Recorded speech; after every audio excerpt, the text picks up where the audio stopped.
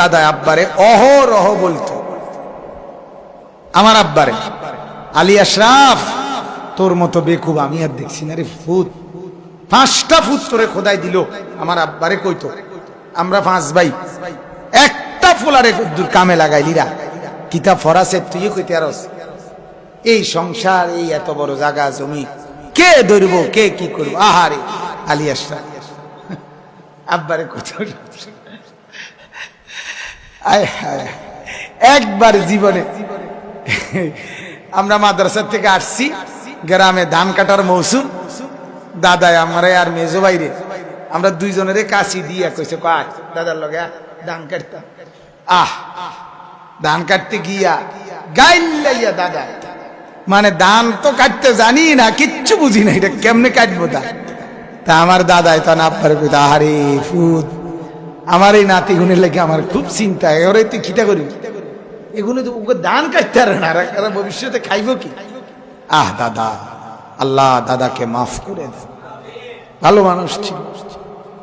পরে যখন আমার বড় ভাই প্রথমে এইগুলো কইতো, পরে আমার বড় ভাই যখন কামেলে টাইটেলে সারা বাংলাদেশে ফার্স্ট হয়েছে 1994 সালে, তো পত্রিকায় আব্বা ভাইয়ার ছবি উঠছে এবং গ্রামের ঠিকানা সব কিছু উঠছে।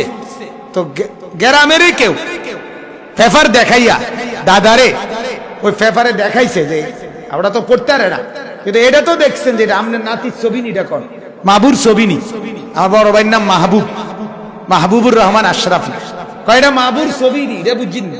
কহ হাতের ছবি তো লাগে, কথা বুঝছেন না? কয় পেপারে উঠছে সারা বাংলাদেশে ফার্স্ট হয়েছে 1 নম্বর, এই যে আমগো গ্রামের নাম উঠছে।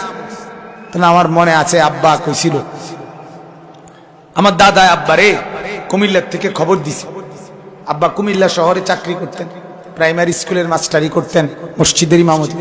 আইনা কখন এই যে আমার নাতি যে সারা বাংলাদেশে ফার্স্ট করলো, আর কোন ফরা আসেনি হিড়াক, আমি আলের বলদ বেচ্চাও নাতিরে ভরা।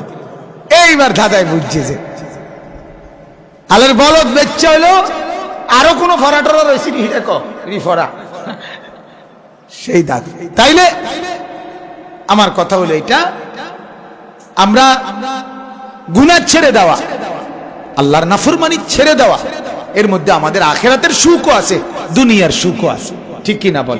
মানুষ যাকে ভালো বলে, মানুষ যাকে চরিত্রবান বলে, মানুষ যাকে আল্লাহওয়ালা বলে, মানুষ যাকে দিনদার বলে, সে তো ভালো কাজের কারণে বলে, ঠিক কি না বলে?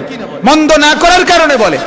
আর মন্দ কারী লোককে সে ভাতে না খায়, সে হয়তো খানা না খায়, তো মানুষ তো তাকে ভালো বলে না, সুখ তো তার কপালে জোটে না, সুখ তো জোটে না।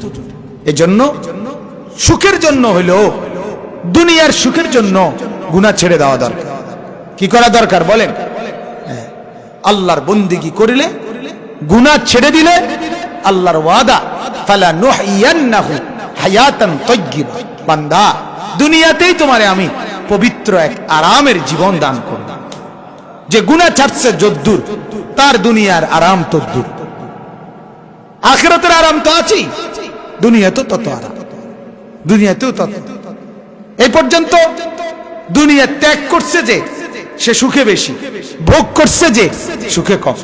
আপনি উদাহরণ দেন, না খাইয়া মানুষ অসুস্থ মরছে, না খাইয়া কম। যত মানুষ মরতেছে বেশি, অসুখ বিসুখ খাইয়া, কথা বলেন না কেন? তাহলে কি বুঝাবে? ভোগ করলে কি বেশি? মুসিবত বেশি। ত্যাগ করলে মুসিবত কম। ত্যাগ মানে ছেড়ে দেওয়া, ভোগ মানে কি? অর্জন করা। তাহলে গুনাহ ছেড়ে দেওয়ার মধ্যে কি?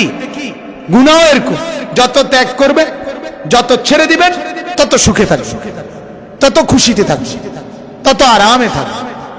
আল্লাহ তাআলা আমাদেরকে তৌফিক দান করেন।